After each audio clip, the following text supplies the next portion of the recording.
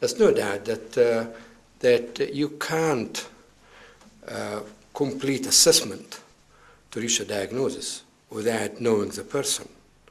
And knowing a person requires knowing everything about the person.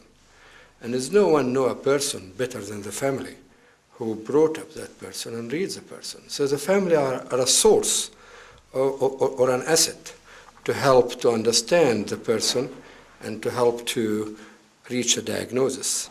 There is also the assets the person have with coping strategy.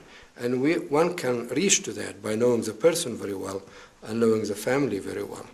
In managing a person, the assets is there to be able to manage the clients or consumers because they are living at home. And as I stated that when we deinstitutionalized psychiatry, all our consumers are living at home, living in the community. Very few are living in institutions anymore. So being at home means that somebody is looking after them.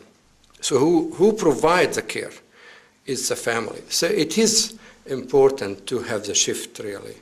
And shift during diagnosis, consult the family during treatment, and when we discharge people, they live at home and they have the rest of their life to carry on with their life, and obviously the family are an important asset, or the carer important asset at that time.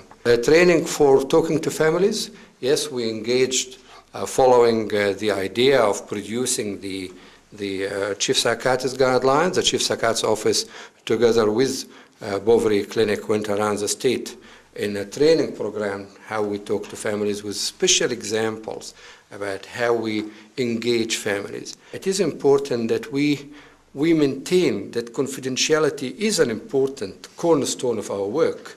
If somebody comes to talk to a clinician, that is a confidential material. However, confidentiality doesn't prevent us from providing that person with the best outcome.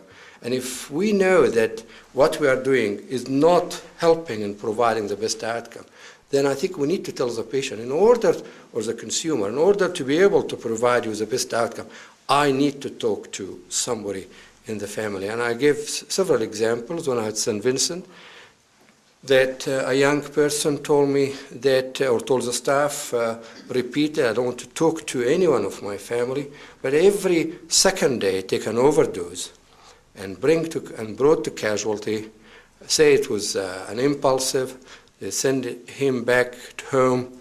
Who is at home? His mother.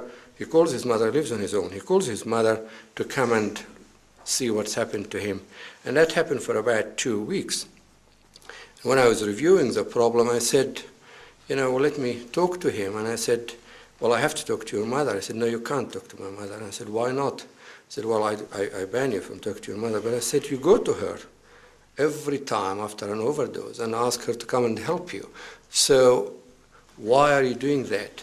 And I will not be able to provide you with adequate help. There is an illness which is obviously not managed properly because you repeatedly do that every 2 days for the last 2 weeks. So I'll have to talk to your mother, admit you to hospital. And what I did is talk to his mother in front of him and talk about the issues and the problems. So the confidential material he doesn't want to disclose is kept confidential. But it's about the whole issue is why is he doing that and how that can be managed. And I will tell you, the experience normally that the person himself following a treatment, thank you for what you did, because you actually managed to offer a much better help and resolution in the relationship, and things move on in their life. And I can repeatedly say another client, a young lady who said, don't talk to any of my family. And I said, well, I need one person to talk to. Never my mother. I said, fine, I'll talk to your father. I said, no, not my father. I said, I'll talk to your sister. Not my sister. I'll talk to your brother. And she said at the end, if you insist, then talk to my mother. So I went back and brought the mother to the session and talked to her. I think that it is sad that clinicians are brought up in a culture that not to involve families. If my son or my daughter suffer from cancer, and they don't, and they are active pharmacists, both of them, but any of them suffer from cancer, I would like to know what's happened to them. And it's natural. They would like me to know, and we share together that sort of experience of how we deal with it. I can't understand why don't we do the same in mental health. I just cannot understand. If my son or my daughter develop an illness, it will be natural in our relationship that they will feel comfortable if I'm involved in that management of that illness, because they become desperate at that time, and the illness is so cruel, and the illness is so bad illness, is as bad as cancer, but it's treatable. And not to involve families is really, I know that sad thing that the understanding of the law of confidentiality took people to the other extent.